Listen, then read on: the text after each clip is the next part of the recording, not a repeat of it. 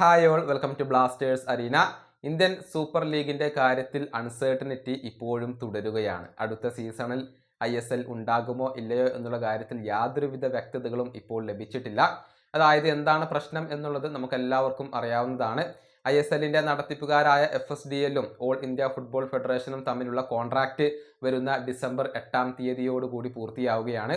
2010-ലായിരുന്നു 15 വർഷത്തേക്ക് contract ഒപ്പുവെച്ചിരുന്നത്. MRA contract എന്നാണ് ഇത് അറിയപ്പെടുന്നത്. ഇത് പുതുക്കിയിട്ടില്ല. കാരണം FSDL കൂടുതൽ സാമ്പത്തിക സുരക്ഷിതത്വം ഇപ്പോൾ ആവശ്യപ്പെടുന്നുണ്ട് എന്നുള്ളതാണ് വസ്തുത. ഏതായാലും ഓൾ ഇന്ത്യ ഫുട്ബോൾ ഫെഡറേഷൻ കഴിഞ്ഞ ദിവസം പുതിയ ഒരു പ്രപ്പോസൽ FSDLന് മുന്നിൽ വെച്ചിരുന്നു. ആ പ്രപ്പോസലിൽ ഉള്ള നിബന്ധനകൾ ഇങ്ങനെയൊക്കെയായിരുന്നു. 10 വർഷത്തേക്കുള്ള ഒരു പുതിയ പ്രപ്പോസൽ ആയിരുന്നു നൽകിയിരുന്നത്. അതായത് 2035 വരെയുള്ള ഒരു പുതിയ പ്രപ്പോസൽ ആയിരുന്നു. ഓൾ ഇന്ത്യ ഫുട്ബോൾ ഫെഡറേഷന് മിനിമം 50 കോടി ലഭിക്കണം. കൂടാതെ ഓരോ വർഷവും 5% വർദ്ധിപ്പിക്കുകയും വേണം.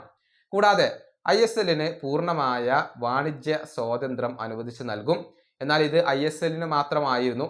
നാഷണൽ ടീമിന്റെ പരിധിയിൽ വരുമായിരുന്നില്ല. നേരത്തെ ദേശീയ ടീമിന്റെ റൈറ്റുകൾ കൂടി FSDLന് ലഭിച്ചിരുന്നു. ഇതാണ് ഇപ്പോൾ FSDL നിരസിച്ചിട്ടുള്ളത്. അതായത് ഇതിനോടകം തന്നെ 5000 കോടി രൂപയുടെ ഒരു ഇൻവെസ്റ്റ്മെന്റ് നടത്തി കഴിഞ്ഞു. അതിൽ യാതൊരുവിധ സുരക്ഷിതത്വവും ഉണ്ടായിരുന്നില്ല.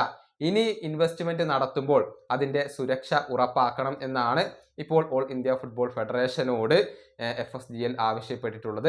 അതായത് ഓൾ ഇന്ത്യ ഫുട്ബോൾ ഫെഡറേഷന്റെ ഈ ഒരു പുതിയ നിർദ്ദേശം FSDL തള്ളിക്കളയുകയാണ് ചെയ്തിട്ടുള്ളത്. ഇതോടുകൂടി പ്രശ്നങ്ങൾ ഗുരുതരമാവുകയാണ്, പ്രതിസന്ധി തുടരുകയാണ്. പുതിയ ഒരു കോൺട്രാക്റ്റിൽ എത്താൻ ഇതുവരെ കഴിഞ്ഞിട്ടില്ല. ഓൾ ഇന്ത്യ ഫുട്ബോൾ ഫെഡറേഷന്റെ എല്ലാ നിർദ്ദേശങ്ങളും FSDL തള്ളിക്കളയുകയാണ് ചെയ്തിട്ടുള്ളത്.